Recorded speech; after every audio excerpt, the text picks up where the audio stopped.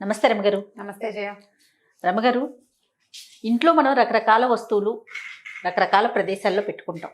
కానీ కొన్ని వస్తువులకు మాత్రం ప్రత్యేకించి పలానా వైపే ఒక దిక్కునే పెట్టాలి, పలానా దిక్కునే పెట్టాలి అనేది ఒక సాంప్రదాయంగా వస్తూ ఉంది. మనం కొంతమంది ఫాలో అవుతారు, కొంతమంది ఫాలో అవరు.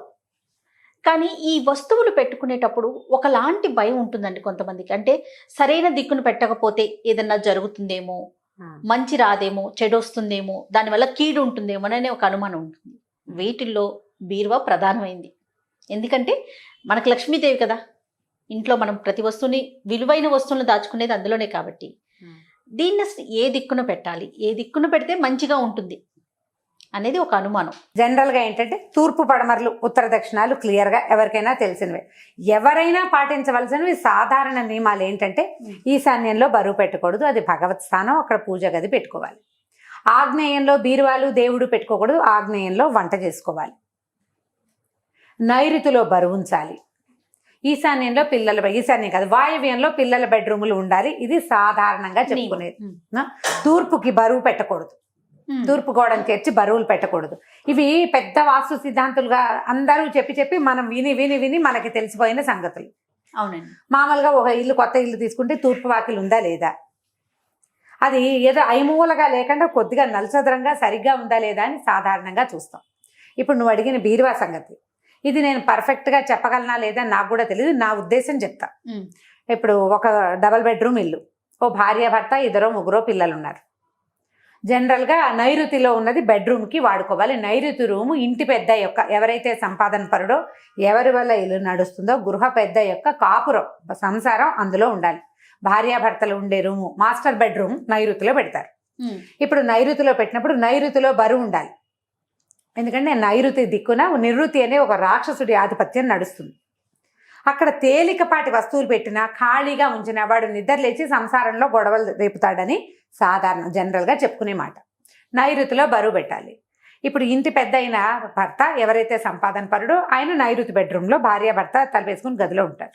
వేసుకోకపోయినా గదిలో ఉంటారనుకో. ఇప్పుడు వాళ్ళు ఎక్కడుంటారో బీరువాలు ఆ గదిలోనే పెట్టుకోవాలి. బీరువాలో ఏం పెడతాం మనం సాధారణంగా? మనం ఇంటికి సంబంధించిన డాక్యుమెంట్స్, మనం ఎక్కడైనా కొనుక్కున్న వాటి డాక్యుమెంట్స్, బ్యాంక్ డాక్యుమెంట్స్, బ్యాంక్ పేపర్లు, పాస్బుక్లు, చెక్ బుక్లు, క్రెడిట్ కార్డుల తాలూకు నెంబర్లు ఉంటాయి అవి, అవునా?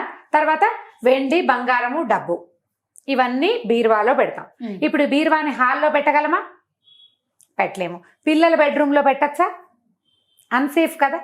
మూడోది ఒక రూమ్ ఉంది మనకి ఎక్స్ట్రా, గెస్ట్ రూమ్. ఎవరైనా చుట్టాలు వచ్చినప్పుడు, మన అమ్మ నాన్న, వాళ్ళమ్మ నాన్న వచ్చినప్పుడు, ఫ్రెండ్స్ వచ్చినప్పుడు, పిల్లల ఫ్రెండ్స్ వచ్చినప్పుడు, అనుకోని అతిథులు వచ్చినప్పుడు గెస్ట్ రూమ్ ఇస్తావు.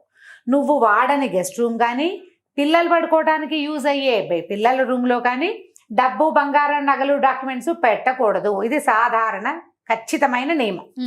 మనం ఎక్కడుంటామో సేఫ్ సైడ్ కోసం మన దగ్గరే పెట్టుకోవాలి. దిక్కు ఎట్లా ఉండాలంటే నైరుతిలోనే పెట్టాలి అంతే. ఇప్పుడు ఆ నైరుతి మనం ఒక గదిలో ఉంటే, మనకు ఆ గదిలో నైరుతిలో బాత్రూమ్ ఉంటే ఏం చేయాలి? నైరుతిలో ఆల్రెడీ అల్మర్ ఉంటే ఏం చేయాలి? అక్కడ ఖాళీ లేదు బీరువా పెట్టడానికి ఏం చేయాలి? వందల ప్రశ్నలు. అవునండి, ఎన్నో ప్రశ్నలు. మన ఇంటిని బట్టి కదా వాస్తు. అక్కడ కుదరలేదు, అప్పుడు ఈ బీరువా ఏం చేసుకోవాలి అని బెంగెట్టుకుంటాం మనం. చాలా బెంగగా ఉంటుంది. అప్పుడు ఏం చేస్తాము? మనకున్న అవకాశాన్ని బట్టి నైరుతి రూమ్లోని మాస్టర్ బెడ్రూమ్ ఏదైతే ఉందో అక్కడే డబ్బులు పెట్టుకోవాలి. నైరుతిలో బీరువా ఉంచాలి అని ఎంతమంది పెద్దవాళ్ళు చెప్తారో. కాకపోతే ఈ మధ్య నేను ఇంకొక చోట ఏం చదివానంటే, నైరుతిలో పెట్టిన డబ్బు మనకు అక్కడికి రాదు, ప్రవాహంలాగా పోతుంది, నైరుతిలో డబ్బులు పెట్టకూడదు. బీరువా పెట్టండి కానీ డబ్బులు పెట్టకండి. అది ఎలా కుదురుతుంది? అన్నం తినండి కానీ మింగకండి, ఇలాగా ఉంటుంది. అలా ఎలా చేస్తాం? అది సాధ్యం కాదు. అందుకని ఏం చేయొచ్చు? ఆ నైరుతిలో పెట్టుకున్న బీరువాని ఉత్తరం వైపుకి ఉండేలాగా పెట్టుకోవచ్చు. ఉత్తరం వైపుకి చూసేలాగా పెట్టచ్చు. నైరుతి దిక్కునే ఉత్తరం వైపు చూసేలాగా బీరువా ఉత్తరం వైపుకి చూసేలాగా పెట్టుకోవచ్చు. చిన్న చిన్న తేడాలతోటి ఉత్తరపు మధ్యలో, ఉత్తర దిక్కుకి మధ్యలో ఉండేలాగా కూడా బీరువా పెట్టుకోవాలి.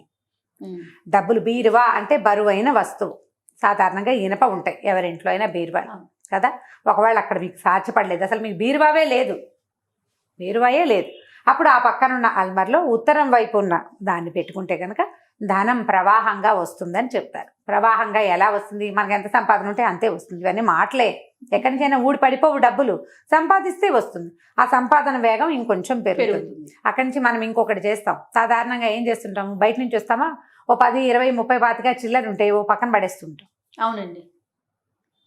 పక్కన పడేస్తాం. చాలా మందికి, మా ఇంట్లో కూడా మా పిల్లలకి 2, 3 టీపాయిలు ఉంటాయి, ఒకడక్కడ ఒకటి ఇక్కడ పెడుతుంటారు, అందులో నుంచి తీస్తూ ఉంటారు. ఆడవాళ్ళకి అంటే నాకు లేదు కానీ సాధారణంగా కిచెన్లలో ఎక్కడైనా అందుబాటులో పెట్టుకుంటారు. ఈ పద్ధతి మానేసేయండి. డబ్బు ప్రవాహంగా రావాలంటే దానికి ఒక నియమమైన ప్లేసు. డబ్బు అంటే లక్ష్మీదేవి, ఆమెని ఎక్కడ పడితే అక్కడ పారేయకూడదు. పావుల కింద పడితే ఏం చేస్తా, పోతే పోయింది అనుకుంటామా?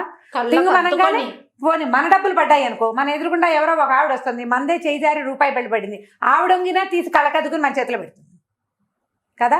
అంటే చాలా గౌరవించవలసిన వస్తువు ఏది? డబ్బు. డబ్బు లక్ష్మీదేవి. ఎడం చేత్తో పెట్టద్దు, ఎక్కడ పడితే అక్కడ పెట్టద్దు. మీ బీరువా ఎక్కడున్నప్పటికీ మీకు దిక్కులు కుదరకపోతే బెంగ పెట్టుకోవద్దు. అందుకు చెప్తున్నా ఈ పాయింట్. బీరువా మీద పూర్తి దిక్కు క్లారిటీ మీకు వచ్చిందని నేను అనుకోవటం లేదు. క్లారిటీగా చెప్పినట్టు నాకు కూడా అనిపించట్లేదు. నేను చెప్పగలిగేది అదే, మీ ఇళ్లకు ఉన్న అవకాశాన్ని బట్టి.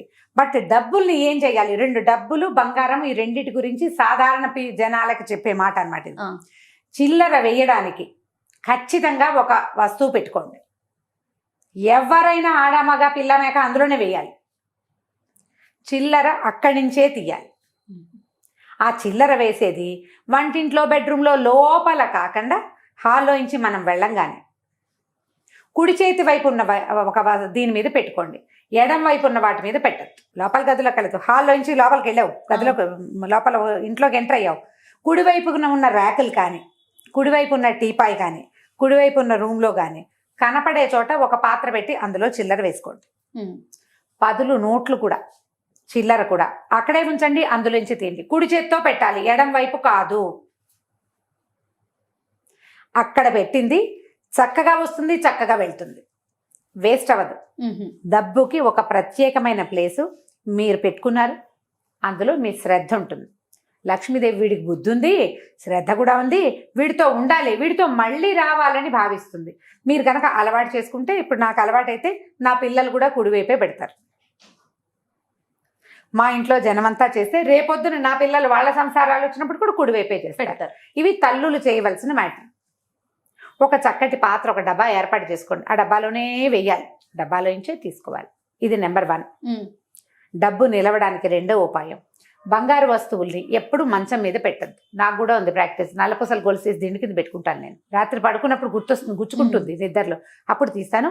అస్సలు చెయ్యొద్దండి. నల్లపూసలు కానీ, సూత్రాలు కూడా తీసి పెట్టేవాళ్ళు ఉంటారు, వంకి తగిలించే వాళ్ళు. మా చిన్నప్పుడు అలా చెప్పేవాళ్ళు, వంకి తగిలిస్తారు.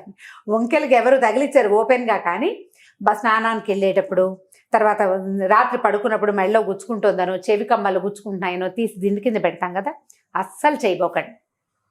ఆ పని చేయొద్దు. డబ్బులు, బంగారం రాదు మనకి. మనకు అవసరం ఏంటి? ఒకటి డబ్బు, 2వది బంగారం. అవే కదా మన ఇవి మెయిన్. ఎక్కడ పెట్టాలంటారు? వీటిని ఖచ్చితంగా కుడివైపు ఉన్న ర్యాక్లో పెట్టుకోండి. బెడ్రూమ్లో, మీరు బెడ్రూమ్లోకి ఎంటర్ అవ్వగానే ఎడం వైపు మీకు అల్మార్లు ఉన్నాయి, చాలా ఎడం వైపే ఉన్నాయి, కుడివైపు లేవు.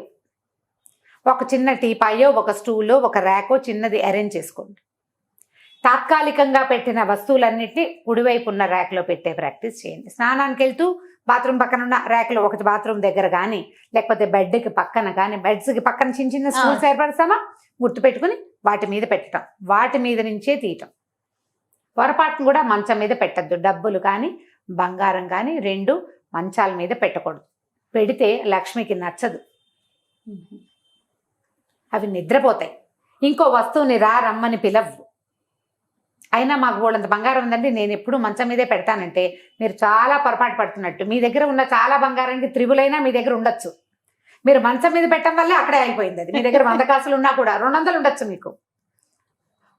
100% ఇది పాటించండి.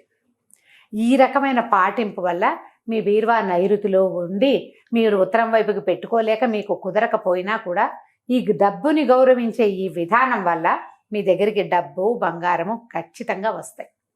నియమంగా చేయాలి. దేనితోటైనా మనకి ప్రత్యేకమైన వస్తువుల్ని నియమబద్ధంగా ఉంచుకోవాలి, అంతే కదా.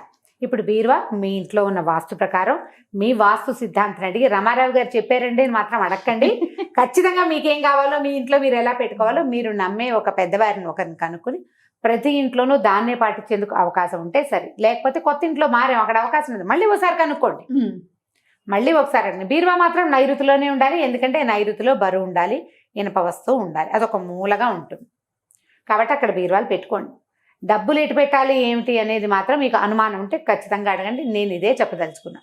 మీరు ఇప్పుడు ధర్మ సందేహాలు చెప్పమని అడిగారు కదా, నన్ను అడిగితే ఇలాంటి ఆన్సర్లు వస్తాయి. ఇది ధర్మ సందేహం కాదు రమ్మ గారు, జనరల్ గా వచ్చే డౌట్ ఇది. అలాగా ఇప్పుడు ఇది ధర్మ సందేహం క్వశ్చన్స్ కింద ఇచ్చాడు నాకు లైన్. రైట్, ధర్మ సందేహమే ఇదే కదా, ధర్మం ఏం చెయ్యాలి అని డౌట్ రావటమే ధర్మ సందేహం చెయ్య. తప్పకుండా అంతే కదా, మీ అభిప్రాయం తెలుసుకోవటం అంటే అదే కావాలి మాకు. ఓకే రమ్మ గారు, నమస్తే అండి. నమస్తే చెయ్యి.